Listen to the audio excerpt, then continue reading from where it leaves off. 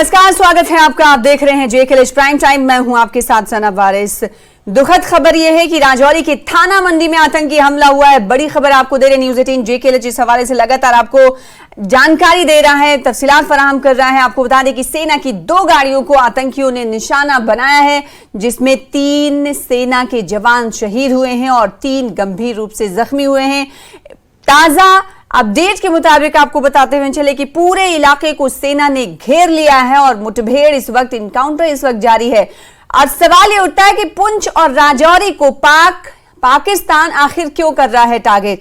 क्योंकि पिछले 2021 से लेकर अब तक की बात करेंगे तो जम्मू कश्मीर में कश्मीर से हटकर जो टारगेट है आतंकियों का, वो कहीं ना कहीं जम्मू रीजन में, जम्मू संभाग में ज्यादा बड़ा है, जिसमें पुंछ और राजौरी में कई घटनाएं सामने आई हैं। डांगरी का आतंकी हमला आप ले सकते हैं, भाटा धूरिया में, सावजिया में, ये ऐसे इलाके हैं जहां पर आतंकियों की नापाक हरकत देखने को मिली। और आज एक बार फिर से राजौरी के थाना मंडी के डेरा के गली में एक बार फिर से आतंकियों ने मुठभेड़ में 3 जवानों को शहीद किया। तो सवाल यह उठता है कि आखिर पुंछ और राजौरी को पाकिस्तान क्यों कर रहा है टारगेट? आज इसी मुद्दे पर जानेंगे राय एक्सपर्ट की और साथ ही साथ दिखाएंगे इस वक्त की ग्राउंड रिपोर्टिंग, जो कि मनोज कोल हमारे साथ अब से कुछ देर बाद जुड़ने वाले हैं। आधे घंटे अगले बने रहिए हमारे साथ।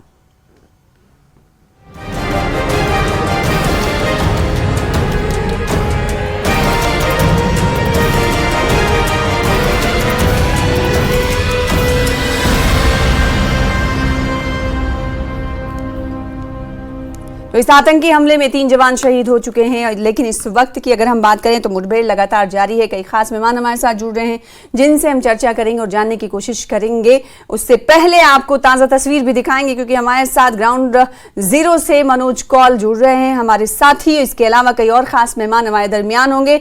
आपको बता दें कि एक बार फिर से पाकिस्तान की नापाक हरकत देखने को मिल रही है, तो पाकिस्तान के नंगे नाच के हवाले से आज हम बातचीत करेंगे कि आखिर क्यों इन एरियाज पर पाकिस्तान ने अपना फोकस कर रखा है। अगर डांगरी वाला वाकई की अगर हम बात करें, डांगरी के घटना में कई लोगों की मौत हुई थी। साल की शुरुआत में ही वहां पर अंधाधुंध घरों में जाकर फायरिंग आतंकियों की तरफ से कर दी गई, कई लोगों को निशाना बनाया गया। उसके बाद भाटा धूरिया की बात कर लें, आर्मी वैन को निशाना बनाया गया था। पूरी आर्मी वैन जो है वो उस पर अटैक किया गया था, जिसमें कई सेना के ऑफिशियल्स की जान गई थी। और इसी तरीके से अगर सावजिया की बात करेंगे तो वहां पर भी आतंकी हमला देखने को मिला, जिसके बाद से कहीं ना कहीं एक बड़ी चुनौती जम्मू कश्मीर पुलिस एजेंसियों के सामने पनपती हुई दिखाई दे रही है कि इस तरह के हमलों से आखिर कैसे निपटा जाए। और साथ ही साथ ये जो बार बार इन इलाकों में हमले हो रहे हैं, आतंकियों की तरफ से निशाना बनाया जा रहा है हमारे सेना को, जवानों को, तो क्या कुछ स्ट्रैटेजी में कमी आ रही है, ये भी सवाल उठता है। क्योंकि जब हम डिफेंस एक्सपर्ट से बात करते हैं तो उनका ये कहना होता है कि अगर आतंकियों ने रणनीति बदली है तो हमें भी रणनीति बदलनी होगी।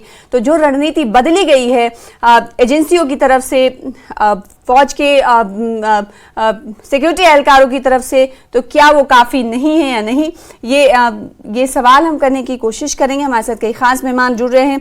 एसएस पठानिया साहब, कर्नल साहब हमारे साथ जुड़ रहे हैं, जो कि डिफेंस एक्सपर्ट के तौर पर हमारे दरमियान मौजूद हैं। इसके अलावा कई और खास मेहमानों को आप टीवी स्क्रीन पर देख पा रहे हैं। अजय भारती साहब है, बीजेपी स्पोक्स पर्सन है, जम्मू से हमें ज्वाइन कर रहे हैं। इसके अलावा एडवोकेट मुजफ्फर इकबाल खान साहब को आप टीवी स्क्रीन पर देख रहे हैं, उनका भी स्वागत है। इसके अलावा तेजिंदर सिंह सोढ़ी साहब, जेकेएलएच सीनियर एडिटर, लगातार इस हवाले से इनपुट्स देते हुए वो दिखे जब से ये इनकाउंटर शुरू हुआ है उस वक्त से। मनोज कौल साहब भी हमारे बीच मौजूद हैं, उन तक शायद आवाज़ मेरी पहुंच रही है या नहीं। तेजिंदर साहब भी मौजूद हैं। आप सभी का स्वागत करते हैं। बहुत दुखद खबर है कि 3 सेना के जवान इस आतंकी हमले में शहीद हुए हैं। अभी भी मुठभेड़ जारी है। अगर मनोज कौल मेरी आवाज़ सुन पा रहे होंगे, क्योंकि आप स्पॉट पे मौजूद हैं, मैं आपसे जानना चाहूँगी इस वक्त क्या कुछ अपडेट आपके पास मिल पा रहा है? अगर पॉसिबल हो, क्योंकि अंधेरा भी है, कुछ तस्वीरें अगर दिखा पाएँ, अपडेट दे पाएँ तो दीजिए प्लीज़। देखें सना, अभी जो अपडेट है, पूरा एरिया जो है आर्मी ने कॉर्डन ऑफ किया हुआ है। ये पूरा इलाका जो है जंगली इलाका है और इसमें आज 4 बजे के करीब जब रीइंफोर्समेंट जा रही थी, क्योंकि इस एरिया में ये जो डेरा की गली वाला इलाका है, यहाँ पर ये सूचना मिली थी कि कुछ आतंकी यहाँ मौजूद हैं, जिसके बाद एक ऑपरेशन चला गया था। और आज 4 बजे के आसपास जब और रीइंफोर्समेंट भेजी जा रही थी तो वहां छुपे आतंकियों ने घात लगाकर हमला किया। सेना की गाड़ी उस चपेट में आ गई, जिसमें 3 सेना के जो अधिकारी हैं उनकी शहादत हुई है और 3 अन्य जो हैं वो घायल हुए हैं। ये पूरा इलाका फिलहाल कॉर्डन ऑफ किया गया है और और जो रीइंफोर्समेंट है वो लाई गई है, क्योंकि सेना कोई भी चांस नहीं लेना चाहती है। अभी रात का वक्त है और ये जो एरिया है ये काफी जंगली इलाका है। यहाँ मैं आपको दिखाना चाह रहा हूं, लेकिन चाहते हुए भी मैं नहीं दिखा पाऊंगा क्योंकि अंधेरा काफी है। और ये जो पूरा एरिया है इसका जहां पर ये एनकाउंटर चल रहा है, जो सेना की तरफ से हमें जो इन्फॉर्मेशन मिली थी कि जब ये यहाँ पर रीइंफोर्समेंट भेजी जा रही थी, उसके बाद जो सेना पे हमला हुआ है, जिसमें 3 जवान जो हैं शहीद हो गए हैं, जबकि 3 अन्य घायल हो गए हैं। जो अन्य घायल हैं उनको हॉस्पिटल ले जाया गया है, लेकिन यहाँ जो पूरा इलाका है इसको सेना ने घेर रखा है। हमें आगे तक जाने की अभी इजाजत नहीं दी जा रही है, क्योंकि सेना लगातार कॉर्डन और सर्च ऑपरेशन यहाँ पर चला रही है। कोशिश सेना की यह है कि जो आतंकी यहाँ पर छुपे हुए हैं उनके खिलाफ कार्रवाई की जाए, उन्हें जल्दी से जल्दी ढेर किया जाए। और ये भी सूत्रों से पता चला है कि 2 से 3 आतंकियों के यहां छुपे होने की खबर है सना, और यही वजह है कि सेना लगातार यहां पर कोशिश कर रही है कि जल्दी से जल्दी उनको ढेर कर दिया जाए। हालांकि हम जिस तरह का ये एरिया है, जिस तरह की यहाँ की टोपोग्राफी है, ये बहुत ही दुर्गम पहाड़ी क्षेत्र है, इसलिए इस एनकाउंटर में और समय भी लग सकता है, क्योंकि रात का समय है और सेना कोई भी ऐसा जोखिम नहीं उठाना चाहती है जिससे सेना का कोई नुकसान और हो। और दूसरी चूंकि अंधेरा है तो उस वक्त जो चूंकि चारों तरफ से इस एरिया को घेर लिया गया है, तो ऐन मुमकिन है कि सेना के जो जवान हैं वो एक दूसरे पे कहीं फायर ना खोल दें। इसलिए इस वक्त की जो सिचुएशन है वो ये कि रात का अंधेरा है और सर्दी भी बहुत है, तो ऐसे में जब इस तरह की सिचुएशन होती है तो जाहिर सी बात है फौज को बड़ी चुनौतियों का सामना करना पड़ता है। ऐसे में उन चुनौतियों को पार पाने के लिए क्या कुछ स्ट्रैटेजी अपनाई जा रही है? जाहिर सी बात है वो हम न्यूज डिबेट में इस बात को नहीं कर सकते, नहीं बता सकते, लेकिन फिर भी कितना मुश्किल होता है ऐसे चैलेंजेस से सेना के लिए पार पाना। और आप वहां ग्राउंड पर मौजूद हैं, वहां की स्थिति देख पा रहे होंगे। हो सकता है पूरे अगर आवाजाही की बात करें तो उसे तो पूरी तरीके से बंद कर दिया गया होगा। इस हवाले से जानकारी मनोज। हाँ देखिए सर, जो इलाका है जहां पर ये डेरा की गली का जो इलाका है, वहां पर जो फिलहाल पब्लिक मूवमेंट को रोक दिया गया है। वो सिर्फ सेना की तरफ से, सेना की जो गाड़ियां हैं, सेना के जो जवान हैं वो यहां पर तैनात किए गए हैं। और जैसे आपने कहा कि मौसम जो है काफी यहाँ ठंडा है और उस के चलते भी काफी दिक्कतों का सामना सेना को करना पड़ता है, लेकिन वो पूरी तरह से लैस हैं। सेना के जवान जो ऑपरेशन के लिए जा रहे हैं, हमने देखा कि पूरी तरह से वो लैस हैं, ताकि जो मौसम है, मौसम कहीं आड़े ना आए। लेकिन पहाड़ी इलाका है, घने जंगलात हैं, इसलिए इस ऑपरेशन में कठिनाइयां जरूर हैं, लेकिन सेना के हौसले बुलंद हैं और उनकी यही कोशिश है कि जल्दी से जल्दी उन आतंकियों को ढेर किया जाए। लेकिन जैसा मैंने पहले कहा, क्योंकि पहाड़ी इलाका है, जंगल बहुत ज्यादा हैं, आतंकी जो वहां पे छुपे हुए हैं उनके लिए एक जरूर एक प्लस पॉइंट मिलता है कि वो कहीं चट्टान की आड़ लेकर वो वहां पर छुप जाएं, या कहीं पर जो घने जंगलात हैं उनकी आड़ लेकर छुप जाएं, या जो नेचुरल केव्स भी होती हैं इन इलाकों में, जंगली इलाकों में, वहां पर वो छुपकर छुपने की कोशिश करते हैं। लेकिन सेना की कोशिश है कि वो उन्हें जल्दी से जल्दी ढूंढ निकाल कर हमारे साथ जुड़ने के लिए और ग्राउंड से इस वक्त की जानकारी देने के लिए बहुत शुक्रिया मनोज। तेजेंद्र सिंह सोढ़ी साहब, मैं आपके पास आना चाहूंगी, फिर उसके बाद मेहमानों के पास जाना चाहूंगी। आपके पास आने का मकसद इस वक्त ये है क्योंकि जो ग्राउंड से तफसीलात जो मनोज कौल साहब ने हमें दी, मैं आपसे जानना चाहती हूँ 3 जवानों की शहादत हुई है। इस हवाले से सेना की तरफ से कुछ जानकारी दी गई है कि किस बटालियन से वो जुड़े हुए थे, और दूसरी तरफ ये कहा कि वो रहने वाले थे। इस हवाले से कुछ इत्तलात मिल पाई? देखिए सना, इस तरह की जानकारी जो है सेना तब देती है जब ये जो शहीद जवान हुए हैं इनके फैमिली मेंबर्स को, नेक्स्ट ऑफ किन्स को पहले इन्फॉर्म कर दिया जाता है। उसके बाद ही उन लोगों की आइडेंटिटी और उनके वो कहाँ के रहने वाले हैं वो सारा डिस्क्लोज किया जाता है। लेकिन अभी तक जो जानकारी मिल रही है, सना आप पीसीआर में बता दीजिए, इको हो रहा है। ठीक है, तकनीकी खराबी को दूर कर लिया जाएगा। पीसीआर से रिक्वेस्ट है, बार बार आवाज दोबारा जा रही है तेजिंदर सिंह सोढ़ी जी के पास। हो सकता है आप अब ठीक हो गया हो, आप अपनी बात कंटिन्यू कर सकते हैं। हाँ सना, जैसे मैं कह रहा था कि जी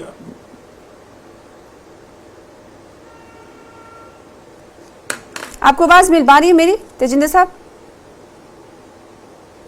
शायद अब तक आवाज नहीं पहुंच पा रही है। कई खास मेहमान भी मौजूद हैं, उन तक हम पहुंचने की कोशिश करेंगे। और ये जो तस्वीर आप देख पा रहे हैं, ये उसी इलाके के आसपास की तस्वीर है। डेरा की गली से हमारे साथ अब से कुछ देर पहले जुड़े हुए थे मनोज कौल। वहां से उन्होंने सारी जानकारी दी जो इस वक्त चल रहा है। अंधेरे का फायदा उठाकर कई बार ये देखने को मिला है कि आतंकी फरार होने में कामयाब होते हैं, बड़ी चुनौती होती है। तेजिंदर साहब, अब आपको आवाज मिल पा रही है मेरी सही तरीके से? देखिए यस, देखिए सना, जैसे नहीं, शायद आवाज आप तक नहीं जा रही है। मैं चाहूंगी कि कर्नल एसएस पठानिया साहब, आपसे ये पूछना बहुत जरूरी हो जाता है क्योंकि 2021 से लेकर अब तक के अगर समय की हम बात करें तो बार बार ऐसे हमले पुंछ एरियाज में, जम्मू संभाग में, पुंछ और राजौरी, माफ कीजिएगा, संभाग में होते हुए दिखाई दे रहे हैं। आखिर पाकिस्तान का जो टारगेट है, क्या ये मान लिया जाए कि पुंछ और राजौरी अब हो गया है? वहां वो लोग इस तरह पहले देखते थे साउथ कश्मीर में, कश्मीर वाले रीजन में इस तरह की कार्रवाइयां अंजाम देते थे, नापाक हरकत। अब उनका ये जो शिफ्ट हुआ है, तो स्ट्रैटेजी की अगर हम बात करें, जो सेना की तरफ से, एजेंसियों की तरफ से स्ट्रैटेजी बनाई जाती है, उसमें कहीं ना कहीं आप इस तरह के हमलों को बार बार होने में चूक मानते हैं? क्या वजह है?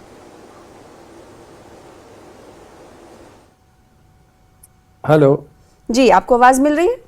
हाँ, मेरे को मिल रही। Can you hear me? जी, आपकी आवाज आ रही है। ओके, सो सबसे पहले तो मैं जिन जवानों ने सुप्रीम सेक्रीफाइस दिया है देश के लिए, उनको नमन करता हूं। उनके परिवार के लिए मैं अपनी कंडोलेंसेस देता हूं, और जो जवान अभी इस समय जख्मी है, उनकी जल्दी से जल्दी रिकवरी के लिए भगवान से प्रार्थना करता हूं। अभी आप बात कर रही हैं स्ट्रेटेजी की, बिकॉज अगर आप देखेंगे पुंछ राजौरी जो है 2001 से लेके 2018 तक वहां पे पूरी तरह से शांति बनी हुई थी, और पिछले 2 साल से वहां पे तकरीबन हमने 35 से ज्यादा जो सोल्जर्स हैं उन्होंने सुप्रीम सेक्रीफाइस दी है। अभी पाकिस्तान की जो स्ट्रेटेजी होती है, देखिए जो मिलिटेंसी की स्ट्रेटेजी है, टेररिज्म की स्ट्रेटेजी है, वो हमेशा बदलती रहती है। उसके अंदर जरूरी है कि हम उसको भांपें और उसके खिलाफ अपनी जो प्रिवेंटिव मेजर्स हैं उनको लिया जाए। अभी इनकी जो स्ट्रेटेजी है पाकिस्तान की, वो ये चाहते हैं कि जम्मू एंड कश्मीर के दोनों रीजन के अंदर मिलिटेंसी की आग को भड़काया जाए, और उसमें वो काफी हद तक सफल भी हो गए हैं। आपने देखा होगा कुछ देर पहले अनंतनाग में एनकाउंटर हुआ था, जिसमें आरआर के कमांडिंग अफसर, एक कंपनी कमांडर और एक हमारे डीएसपी शहीद हुए थे वहां जी। और यहां पर भी आप देखेंगे कि पिछले महीने में less than a month time there was 2 captains and 3 jawans they had martyred themselves. अभी सवाल ये उठता है कि पाकिस्तान की स्ट्रेटेजी को हम एक तरफ रखते हैं, हाँ। दूसरी तरफ देखते हैं कि हमारे अंदर कहां पे कोताही हो रही है, कहां पे कमियां हैं, और उन कमियों को पढ़ा जाए, उनको दूर किया जाए और एक प्रोएक्टिव अप्रोच ली जाए। मैं आपको बता सकता हूं अपने तजुर्बे से, देखिए जो भी वहां से मिलिटेंट का ग्रुप 2 या 3 है, वो इन्फिल्ट्रेट करेंगे एलओसी से। उसके बाद उनको गाइडेंस प्रोवाइड की जाएगी, उनको सेफ हेवन प्रोवाइड किया जाएगा, उनको जो टारगेट एरिया है उसकी रैकी कराई जाएगी, और उसके बाद उनका जो एक्सफिल्ट्रेशन का रूट है, क्योंकि अगर हम ये सोच के चलें कि उन्होंने एम्बुश करने के बाद, और ये जो एम्बुश हुआ है वो हुआ है एक जिप्सी और एक गाड़ी जो उनके साथ चल रही थी जी, और उसके अंदर जो अभी आप सवाल पूछ रही थी कि इसके अंदर आरआर की बटालियन इन्वॉल्व है, this is what is in the press, RR की 48 आरआर है शायद जी। तो अभी सवाल ये है कि इसके अंदर लोकल सपोर्ट जो है वो कहीं ना कहीं से उनको मिल रही है, और अभी अगर आप ये सोचते हैं कि एम्बुश के बाद वो वहां पे किसी चट्टानों में या गुफा में जाके छुपेंगे, उनका एक्सफिल्ट्रेशन जो प्लान है वो पहले से ही तैयार होगा, उसके लिए गाइड उनके साथ होंगे, और उनकी ये कोशिश होगी कि इससे पहले कि आर्मी उनको घेर सके वो यहां से निकल जाए। Now this is a battle of wits. इसमें कौन प्रिवेल करता है? मैं तो ये दुआ करूंगा कि जल्दी से जल्दी उनको उनका सफाया किया जाए, ताकि बाकी लोगों को सबक मिले, और साथ ही हम अपनी इंटेलिजेंस ग्रिड को, हमारा एलसी डोमिनेशन को, हमारी जो ह्यूमन और इलेक्ट्रॉनिक इंटेलिजेंस है, और लोकल लोगों के खिलाफ जो उसमें सपोर्ट करते हैं, मेरा राय है कि उनके खिलाफ एक तगड़े कानून लाने चाहिए, स्ट्रिंजेंट पनिशमेंट ऐसे लोगों को देने चाहिए। बाकी लोग जो है 2 बार सोचेंगे या 10 बार सोचें बिफोर गिविंग एनी गाइडेंस और local support to the people, be it for the money और बिकॉज ऑफ फियर। जी, क्योंकि पिछले दिनों जो भाटा दूरियां का वाकया घटना घटित हुई थी, उस वक्त देखने को आया था कि सर्च ऑपरेशन बहुत बड़े पैमाने पर चला था हर इलाके में, और वहां पर लोकल्स की गिरफ्तारियां भी हुई थी। लोकल सपोर्ट के बगैर ऐसा मुमकिन नहीं हो सकता, ये एक बार फिर से बात सामने आई है। तेजिंदर साहब, आपको आवाज मेरी मिल पा रही होगी, तो वही आपसे मेरा सवाल है, क्या कुछ पता चल पाया है इस हवाले से कि जो मैंने आपसे सवाल किया था कि 3 जवानों की शहादत हुई है, क्या उनकी फैमिली को इन्फॉर्मेशन इस हवाले से दे दी गई, और इस वक्त घटना के हवाले से क्या कुछ जानकारी आप एडिशनल देना चाहेंगे?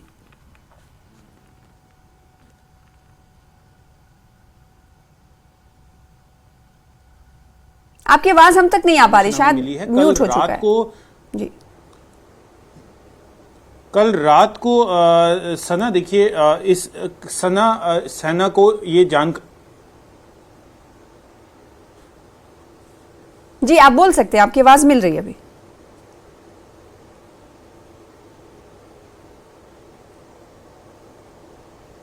तेजिंदर साहब, आप बोल सकते हैं, आपको आवाज मेरी मिल पा रही होगी तो आप बोल सकते हैं। जो इन्फॉर्मेशन आप देख रहे थे कि कल रात को इन्फॉर्मेशन सेना को इस हवाले से जानकारी मिली, आप सुन पा रहे हैं मेरी आवाज? शायद आप तक आवाज नहीं पहुंच पा रही है। अजय भारती साहब, मैं आपके पास आना चाहूंगी इस सवाल के साथ। सरकार की तरफ से हर वक्त ये कहा जाता है, आर्टिकल 370 के बाद से ये कहा जाता रहा कि अभी तक ये कहा जाता है कि आतंकी हमला और आतंकी गतिविधियां जो हैं पहले के मुकाबले कम हुई हैं, लेकिन पुंछ और राजौरी में जो ये घटनाएं घटित हो रही हैं, नापाक हरकतें आतंकियों को देखने को मिल रही हैं, तो कहां से ये कह दे रही है सरकार कि आतंकी घटनाओं में कमी आ रही है?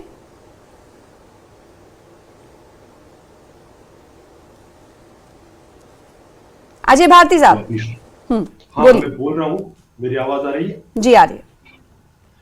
तो मैं पहले तो इन शहीदों को जो जिन्होंने शहादत प्राप्त की है उनको अपनी श्रद्धांजलि देता हूं, अर्पित करता हूं, और ईश्वर से प्रार्थना करता हूं कि उनको मोक्ष प्राप्त करें और उनके परिवार वालों को इसको सहने की एक ताकत कर।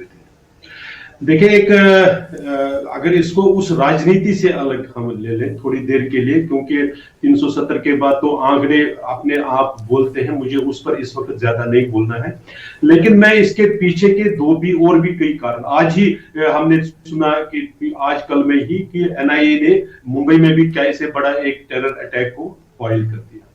आपने कल ही सुना होगा कि पाकिस्तान के प्राइम मिनिस्टर नवाज शरीफ ने पाकिस्तान की आर्मी पर किस तरह से दोषारोपण करके कहा कि भाई दे आर रिस्पॉन्सिबल, इसलिए पाकिस्तान और ट्रबल में है ऐसा हम समझते हैं, इसलिए वो कोई खुराफात करना छोड़ देगा ऐसा हमने कभी सोचा भी नहीं था, न सोच रहे। लेकिन हमारी सुरक्षा बलों ने जिस प्रकार से स्ट्रेटजी को अगर कहीं पाकिस्तान चेंज करता है तो हमारे यहाँ भी अपडेट रेगुलरली होता है, तो उसका ये सबूत है भी, ये इसका अगर प्रमाण हम देख लें कि कल जो घटना घटी, कल एक सुरनकोट में एक मिस्टीरियस ब्लास्ट ऐसा रिपोर्ट किया गया था, जिसके बाद सेना एक्टिव हो गई और वहां घूमने लगी, वहां पर सर्च करने लगी, जिसके कारण वो फंसे। यानी आतंकवादियों को मार गिराने के लिए उनके पीछे दौड़ते हुए इस प्रकार की एक जो चली थी, उसमें से हाँ मतलब एक दुर्घटना घटी है जिसमें से हमारे सेना को नुकसान हुआ। मई में जब आप बटा दूरिया वगैरह की बात कर रहे थे, तो सेना ने जो अभी लोकल सपोर्ट की बात है उसके बारे में लोगों को आगाह भी किया है कि भाई इस तरह से उसमें नहीं आ जाओ, आप भी तकलीफ में आ जाओगे। तो मेरा इसमें से यह कहना है कि सुरक्षा बल या सरकार अपनी तरफ से, अगर आप भी देखे होंगे कि कल ही पार्लियामेंट में लोकसभा ने एक जो भारतीय न्याय संहिता को भी पारित कर दिया कि जो सिर्फ नॉर्मल ही नहीं, जो भी इसमें से सपोर्ट होगा उनको कड़ी से कड़ी सजा दी जाएगी। लेकिन हम युद्ध में है, अभी पाकिस्तान ने या पाकिस्तान की आर्मी जो भी इनमें इन्वॉल्व हुआ है, आतंकवादियों ने अपनी हार नहीं मानी है, इसलिए हम युद्ध में है। वो भी हमला करते रहते हैं, लेकिन ये निश्चित है कि हमारा संकल्प, हमारी रिजॉल्व, हमारा कुछ तो फेलियर है कहीं ना कहीं, कुछ ना कुछ तो हमने कानून वो वैसे बनाए नहीं है जिससे लोकल लोगों के हौसले बुलंद हैं और वो मुखबिर के तौर पर काम करते हैं। तो इस पर सरकार को कड़ी रणनीति बनाने की जरूरत है। ऐसा मैं नहीं कह रही, डिफेंस एक्सपर्ट कह रहे हैं। एक मिनट, आप आऊंगी आपके पास सवालों के साथ, क्योंकि मुजफ्फर इकबाल खान साहब बहुत देर से मौजूद हैं। माफी के साथ देरी से आने के लिए। इकबाल खान साहब, क्योंकि आप भी जानते हैं कश्मीर किस तरीके से दहशतगर्दाना हमलों और इस तरह की घटनाओं से पीड़ित रहा है, वो पता है। लेकिन अब पिछले 1 साल 2 सालों की अगर हम बात करेंगे तो पुंछ और राजौरी में इस तरह की घटनाएं घटित हो रही हैं। क्या आपको लगता है जो डिफेंस एक्सपर्ट की तरफ से बातें सामने आ रही हैं, क्या वाकई आप मानते हैं कि कहीं ना कहीं कुछ ना कुछ तो सिक्योरिटी फेलियर है, आतंकी इस तरह की बड़ी बड़ी घटनाओं को अंजाम देकर चले जाते हैं? सना वारिस जी, मेरा ताल राजौरी से है और बहुत सारी चीजें मैं आपको नहीं कह सकता, लेकिन आज मैं खौफजदा भी हूँ। सच बताऊँ आपको, मुझे बहुत अफसोस है कि 3 जवान शहीद हो गए और 3 जवान जख्मी भी हैं। ये सिलसिला कब तक चलता रहेगा?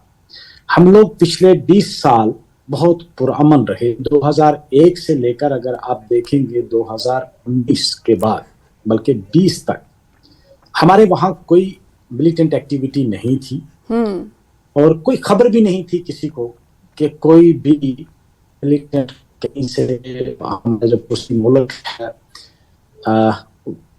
वहां से इधर आया भी है। कोई ऐसी खबर, क्योंकि लोकेलिटी में खबर आ जाती थी जी। हाँ, 2001 से पहले 1996 से 1996 से लेकर तकरीबन 2005-6 तक बहुत खतरनाक किस्म की वहाँ तशद्दुद रहा। बहुत लोगों को मारा गया, मिलिटेंट्स ने मारा, गले गर्दनें काट कर फेंक दिए गए, सिर्फ इस शक पर कि भाई ये सोर्सेज हैं। सोरी साहब कुछ कहना चाहते हैं, कुछ इन्फॉर्मेशन उनके पास आई है। मैं चाहूंगी आपको रोकना चाहूंगी माफी के साथ मुजफ्फर इकबाल खान साहब, लौटूंगी आपके, क्योंकि आप राजौरी से ताल्लुक आपने बताया आपका। मैं आपसे जानना चाहूंगी जो लोकल सपोर्ट की बात हो रही है, क्या वो बहुत ज्यादा दिखाई दे रही है इन दिनों, जिस पर नकेल कसने की बहुत जरूरत है? सोरी साहब, मैं आपसे एडिशनल इन्फॉर्मेशन चाहूंगी इस घटना के हवाले से। देखिए सना, जैसे हम अभी बात कर रहे थे, कल शाम को ही सिक्योरिटी फोर्सेस को ये जानकारी मिली थी कि यहाँ पर कुछ आतंकवादी जो हैं वो छुपे हो सकते हैं। उसके बाद ये कॉर्डन एंड सर्च ऑपरेशन, सना पीसीआर में कहिए, मेरे को अपनी आवाज इको हो रही है, मेरे को तकनीकी खराबी के चलते शायद आप के पास एक बार फिर से आवाज वैसे ही जा रही है। मैं चाहूंगी कि मुजफ्फर इकबाल खान साहब जो आप अपनी बात रख रहे थे, तब तक उस तकनीकी खराबी को दूर भी कर लिया जाएगा माफी के साथ। मुजफ्फर साहब, आप जो अपनी बात कह रहे थे, मैं आपसे ही जानना चाहती हूँ, जो लोकल सपोर्ट की बात सामने बार बार आ रही है कि ऐसे लोगों की तादाद ज्यादा बढ़ रही है, तो क्या वहां तक इंटेलिजेंस नहीं पहुंच पा रही है? कहीं ना कुछ फेलियर हो रहा होगा जिसकी वजह से ऐसी घटनाएं सामने आ रही है? क्या कहेंगे आप? इसमें शक नहीं कि जब तक आपको लोकल सपोर्ट नहीं होगी, आप कम्बैट नहीं कर सकते हैं किसी भी तशद्दुद की जो कार्रवाई है, टेररिस्ट एक्टिविटीज हैं या टेररिस्ट जो अशखास हैं, आप उन तक आप कहेंगे कि हम अपने लेवल पे थ्रू रिसोर्सेज, अपने जो ऑफिशियल रिसोर्सेज हैं यानी जो एजेंसीज हैं उनके थ्रू आप नहीं पहुंच पाएंगे। और जिस तरह अभी कर्नल साहब कह रहे थे कि ये एक हिली टेरेन है और बहुत डेंस फॉरेस्ट है, वहां आप ये कहोगे कि कोई लोकल उनको कोई जाकर वहां खाना दे सकता है या उनको हाइड आउट दे सकता है, तो वो पॉसिबल है नहीं उस जंगल में, और इस सर्दी में कोई जाएगा नहीं। मैं नहीं रूल आउट करता कि लोकल नहीं होगी, लेकिन हकीकत ये है कि ये जो खुले दावे आज हमको, मैं अपनी जगह आपको बताऊं कि मैं आई एम फीलिंग स्केयर्ड। मैं तो हर हफ्ते 10 दिन में कभी अपने घर जाता हूँ। मेरा गाँव बिल्कुल बॉर्डर के नजदीक गाँव है, मैं वहां लोगों से मिलने जाता हूँ। जाहिर सी बात है, जब भी कभी दिल्ली से या जम्मू से मैं वापस आता हूँ तो मैं पहले अपने इलाके में जाता हूँ, लेकिन आज मुझको भी डर लगा है। और सबसे बड़ी बात यह है कि इन लोगों ने जिन लोगों को उनकी सिक्योरिटी तक भी विथड्रॉ कर दी है, और हमें खौफ लगने लगा है कि मैं आपसे बात भी खुलकर नहीं कर सकता। ठीक सच है, बताऊं इतना आपको, डर है कि आप आज की खुलकर ये बात नहीं कर और सकते। जो वादा- ये डर मिटाने की बात सरकार की तरफ से हुई थी, नहीं लेकिन कर आप एक राजनीतिक एक नेता हैं, आप ही कह रहे हैं कि आप भी डर रहे हैं, आप राजौरी के रहने वाले हैं, मैं खुलकर बात नहीं कर सकता। मैं चाहूंगी कि इस पर कर्नल एस पठारिया साहब का भी रिमार्क आए और इस पर अजय भारती साहब का भी रिएक्शन आए। कर्नल पठारिया साहब, इस तरह की बातें अब नेता भी कह रहे हैं कि उनको भी डर लगता है, अगर वो अपने इलाके में जाएंगे तो उन्हें भी डर लगता है इस वक्त की सिचुएशन में। आखिर इसे पार पाने के लिए क्या रणनीति बनाई जाए ताकि हर कोई बेखौफ होकर जम्मू कश्मीर में चैन और अमन से रहे, जैसे कि दूसरी रियासतों में लोग रहते हैं? देखिए Sana ji, to provide a secure environment जहां पे लोगों का डर खत्म हो जाए, that is the responsibility of the government. और अगर ऐसी इंसिडेंट को नहीं रोका गया, Yes. जिसमें आप देखेंगे वो सिर्फ सिविलियन पे भी अटैक कर रहे हैं, डांगरी में जो अटैक हुआ तो उसमें सिविलियन पे किया था।